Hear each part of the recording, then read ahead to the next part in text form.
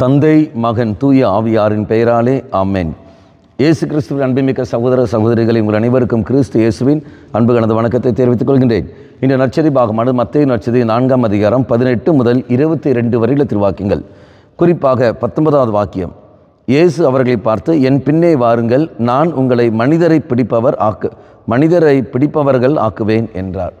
மனிதர்களை பிடிப்பவர்கள் ஆக்குவேன் சொல்லும்போது என்ன அர்த்தம், எவ்வாறு நம்ம புரிந்து கொள்கின்றோம்? அன்பார்களே, தெய்வம் நம்மை விசுவாசத்தில் இதை வளர்த்தி கொண்டு வர வேண்டும் என்று ஆசைப்படுகின்றார். மனிதர்கள் தெய்வத்தின் மேல் நம்பிக்கை வைத்து வாழ வேண்டும். அவர்கள் உலகத்தின் மேல் நம்பிக்கை வைத்து செயல்பட்டு கொண்டிருக்கிறார்கள். அதல்ல நமக்கு தேவை. மாறாக கடவுள் மேல் நம்பிக்கை வைத்து வாழ்வதற்கான வழிகளை நீங்கள் காட்டுங்கள். இதானுடைய அர்த்தங்கள். அப்படி எப்படி நான் மனிதரை நான் பிடிப்பேன்? நான் விசுவாச வாழ்க்கை நான் வாழ்கின்ற பொழுது என் வழியாக மற்றவர்கள் அந்த வாழ்க்கைக்கு கடந்து வருகிறார்கள்.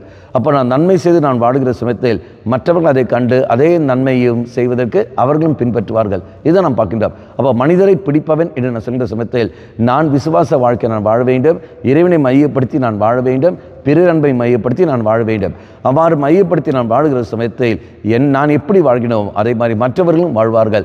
எல்லோரையும் இறை பாதத்தில் கொண்டு போய் சேர்க்க வேண்டும், எல்லோரையும் கடவுளின் பால் கொண்டு வந்து சேர்க்க வேண்டும். இந்த ஒரு பணிதான் எல்லா மனிதர்களுக்கும் தெய்வம் கொடுப்பது. அப்படி என்றால் நீங்களும் நானும் இந்த வார்த்தையை கேட்கிற நீங்களும் நானும் அந்த பணியில் ஈடுபடுவோம். ஆண்டவரை, இதுவரைக்கும் அந்த பணி நான் செய்யவில்லை என்றால் இனி முதல் நல்ல பணியை செய்ய உண்மையில் நம்பிக்கை வைத்து நான் வாழ உன்னை மற்ற அளவுக்கு அடையாளப்படுத்தக்கூடிய வரத்தை எனக்கு தாரும் ஆண்டவரே. அப்பேருடைய வாழ்க்கை நான் வாழக்கூடிய சக்தி எனக்கு தாரும் ஆண்டவரை சொல்லிக்கொண்டு இறைசில் மன்றாடுவோம். கண்களை மூடிக்கொள்ளுங்கள்.